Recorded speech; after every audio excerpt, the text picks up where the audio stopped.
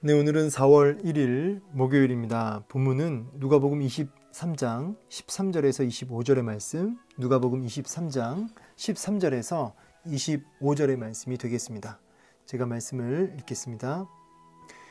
빌라도가 대제사장들과 관리들과 백성을 불러 모으고 이르되 너희가 이 사람이 백성을 미혹하는 자라 하여 내게 끌고 왔도다.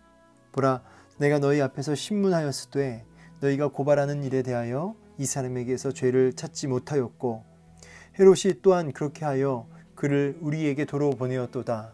보라, 그가 행한 일에는 죽일 일이 없느니라. 그러므로 때려서 놓겠노라. 우리가 일제히 소리질러 이르되 이 사람을 없이 하고 바라바를 우리에게 놓아 주소서 하니 이 바라바는 성중에서 일어난 밀란과 살인으로 말미암아 옥에 갇힌 자로라.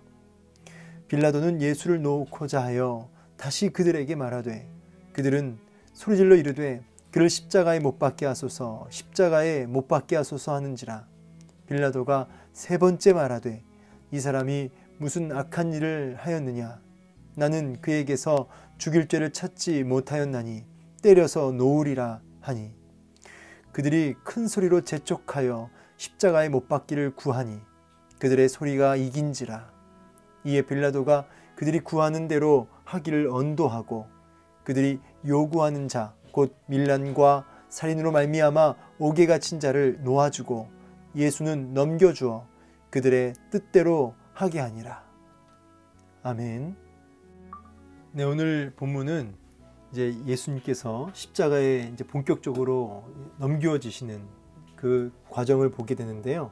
빌라도가 이제 예수님을 고발한 그 종교 지도자들을 또 그리고 백성들을 불러 모읍니다. 불러 모아서 신문 결과를 얘기하죠.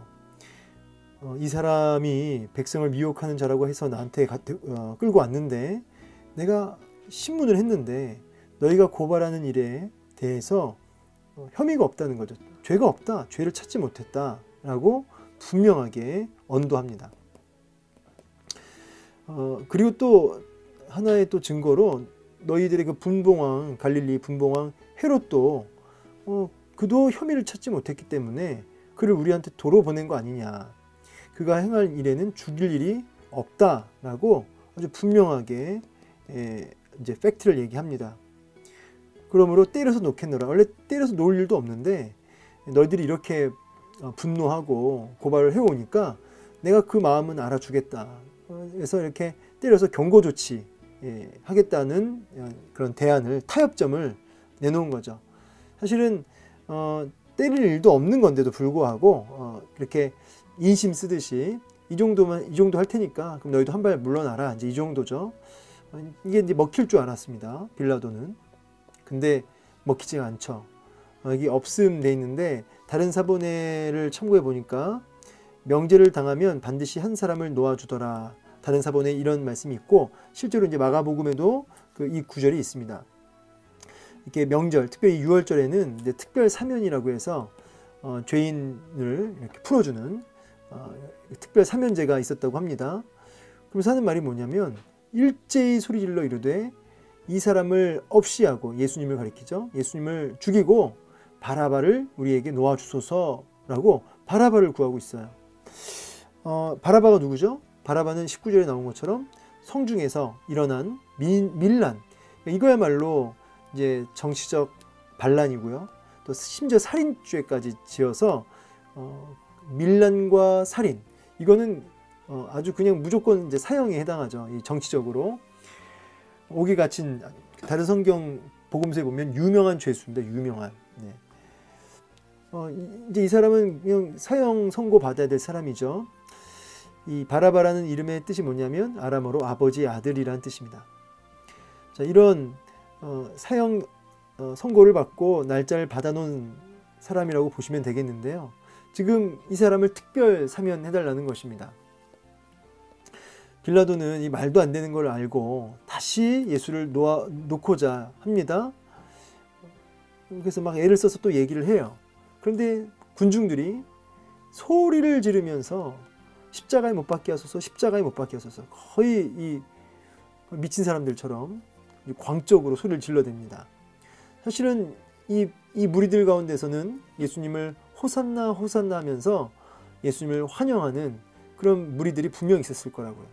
그런데 지금은 완전히 눈이 뒤집혀서 예수님을 죽이라고, 십자가 못 박으라고 그렇게 소리를 질러대고 있는 것이죠. 왜 그렇습니까? 자신들이 원하는 메시아가 아니고 자신들이 요구하는, 또 기대했던 메시아가 아니니까 이렇게 예수님을 향해서 그런 미움과 분노 속에 그렇게 죽이라고 하는 것이죠. 여러분, 우리가 원하는 예수, 또 내가 기대했던 예수, 또 내가 기대했던 어떤 예수로 인해서 예수님을 통해서 누려야 할 어떤 이득들, 이런 것들이 무너지고 또 오히려 기대와 정반대로 될 때가 얼마나 많습니까? 그때 오는 실망감, 섭섭함, 하나님에 대한 원망, 이런 것들이 우리 안에도 도사릴 수 있죠. 얼마든지 그렇죠. 호산나 다윗의 자손이 외쳤던 그들이 이제는 예수님을 십자가 못 박으라고 분노 속에 소리 지르는 이들의 모습, 우리가 물론 이 정도까지의 극단적 어떤 비유를 하기는 그렇겠지만 우리 안에도 얼마든지 그 예수를 향해서 내가 원하는 예수가 아닐 때 찾아오는 그런 어떤 낙심과 실망과 원망과 분노가 우리 안에도 자리 잡을 수 있다는 것이죠. 참 두려운 말씀입니다. 이들이 미친 사람들처럼 보이지만 이런 모습이 우리들 안에도 있을 수 있다는 것을 명심하셔야 돼요. 빌라도가 또 세 번째 말합니다. 무슨 악한 일을 하였느냐. 나는 그에게서 죽일 죄를 찾지 못했다 라고 떼서 놓겠다라고 한 번 더 이렇게 얘기를 합니다. 지금 세 번째인가요? 네, 세 번째 말했죠. 어떻게 보면은 지금 빌라도가 굉장히 참 이렇게 안쓰럽기까지 하고 빌라도가 심지어 의로워 보이기까지 하죠. 괜찮은 사람 같아 보여요. 이렇게 보면은. 그리고 이 종교 지도자들과 무리들이 참 상대적으로 참 악하게 보이죠. 마치 빌라도는 예수님을 변호하고 위하고, 그리고 이 백성들과 무리들은, 또 종교 지도자들은 하나님을 대적하는 구도로 보입니다. 그러나 여러분, 빌라도의 모습을 보면서 여러분 우리가 참 주의하고 경계해야 할 부분이 있습니다. 뭐냐면 보세요. 23절에 그들이 큰 소리로 재촉하여 십자가 못 박기를 구하니 그들의 소리가 이겼다 그래요. 그들의 소리가 이겼다. 빌라도의 결정적인 문제가 뭐냐면 그들의 소리가 이겼다는 게 문제예요. 군중들과 백성들의 소리가 이긴 이유가 뭐냐면 사실은 빌라도가 힘을 쥐고 있고 결정권을 갖고 있고 빌라도의 소리가 이겨야 돼요. 그리고 빌라도가 분명히 얘기했어요. 죄가 없다고. 그걸 알았어요. 그럼에도 불구하고 그걸 다 뒤집는 백성들의 소리가, 무리들의 소리가 이긴 이유는 요한복음 19장 12절에 보면은 이런 말씀이 있는데요. 제가 읽어보겠습니다. 네. 이러함으로 빌라도가 예수를 놓으려고 힘썼으나 유대인들이 소리질러 이르되 이 사람을 놓으면 가이사의 충신이 아니니이다. 무릇 자기를 왕이라고 하는 자는 가이사를 반역하는 것입니다. 이렇게 얘기하는 거죠. 그러니까 너가 진짜 가이사의 충신이면 저 예수를 가만두면 안 된다. 이렇게 걸고 넘어간 거예요. 정치적인 걸로. 지금 자기 입지를 흔드는 거죠. 자기의 이익과 입지를 흔드니까 그만 어떻게 된 거예요? 무리들의 소리가 이긴 겁니다. 알고 있어도, 뭐가 맞고 틀린지를 알고 있어도 자기의 불리하고 입지가 불안해지고 자기를 공격하니까 그 부분을 타협하는 걸 넘어서 무리들의 소리가 이기게 되는 모습을 보게 되는 거죠.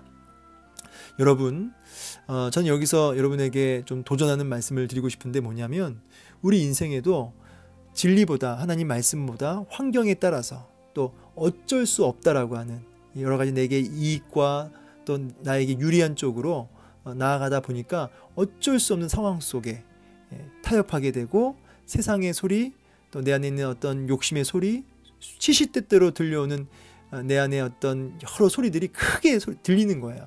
그 음성들의 주님의 음성은 묵살되고 마는 것이죠.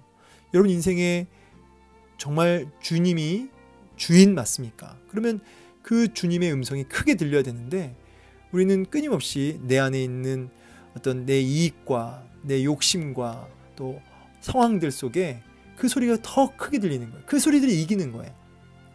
그래서 하는 말이 이제 어쩔 수 없었다 이렇게 되는 거죠. 빌라도처럼 어쩔 수 없었다. 그러나 성경은 빌라도를 정확하게 그가 이 죄의 책임이다. 이 결과의 책임은 빌라도에게 있다라고 분명하게 얘기를 하죠. 여러분 안에 날마다 주님의 음성이, 성령의 음성의 소리가 이기려면 여러분 날마다 주님의 음성이 크게 들리기 위해서 세상의 소리, 내 안에 있는 이익과 내 안에 욕심에 있는 욕심과 거기에 귀를 기울이기보다는 말씀에 귀를 기울이시고 또 주님의 음성, 하나님의 메시지에 늘 귀를 기울이셔야 돼요. 말씀을 가까이 하시고, 그래서 우리의 마음에 여러 가지 소리들이 들릴 때 그 소리를 다 잠재우시고, 마치 우리 주님처럼, 우리 주님 침묵하시잖아요. 끝까지 자신의 여러 가지 변호를 하지 않으시고 끝까지 잠잠히 죽기까지 순종하시고 잠잠히 침묵하신 우리 예수님을 보게 됩니다. 그렇게 우리 안에 있는 여러 목소리를 잠재우고 성령의 음성에 귀를 기울이길 소망합니다. 이 말씀만 나누고 이제 마무리하려고 하는데요. 바라바, 이 바라바라는 사람의 이름이 아버지 아들이에요. 저는 이 바라바를 보면서 사실은 밀란과 살인 죄목으로 감옥에 갇혀 있었던 이 바라바는 그냥 누가 보더라도 사형이 결정된 사람이었어요. 사형이 결정된 사람. 그런데 감옥에서 사형 집행될 날만을 기다리다가 허무하게 죽임당할 것이 분명한 이 사람의 인생이 하나님의 아들이신 예수님이 대신 죽어진 거죠. 사실은 예수님이 아니었으면 군중들이 바라바를 왜 살려달라고 했겠어요. 이 바나바는 예수님으로 인해서, 하나님의 아들 예수님의 그 은혜로 인해서 때문에 이 바라바는 살게 된 것이죠. 운명이 그야말로 바뀐 겁니다. 여러분, 우리가 바라바라는 사실을 기억하셔야 돼요. 우리가 사람의 아들로, 아버지 아들로 우리가 영원한 죄값으로 영원한 지옥과 심판에 빠져야 할 수밖에 없는 사형 선고를 받아놓고 있는 인생이 우리인데, 우리를 대신해서 하나님의 아들 예수님이, 죄 없으신 예수님이 대신 죽게 되었다. 우리가 바라바라는 생각을 하시면서 이런 은혜에 대한 감격, 정말 대박이죠, 대박. 그죠? 이런 감사와 감격이 저와 여러분 안에 날마다 충만하게 일어나기를 소망합니다. 두 가지, 오늘 결론이죠. 내가 바라바였다. 내가 대박난 인생이다. 아버지 아들이 하나님의 아들 때문에 살았다. 이 한 가지 하고요. 또 하나, 소리가 이긴지라. 내 안에 사람의 음성, 내 안에 있는 욕심의 음성이 이기는 것이 아니라 날마다 성령의 음성, 말씀의 음성이 이긴지라. 오늘도 그렇게 주의 음성이 내 안에서 이기는 역사가 있기를 축복합니다. 구원의 감격과 주의 음성이 이기는 한 날 되시기를 다시 한번 축복합니다. 감사합니다.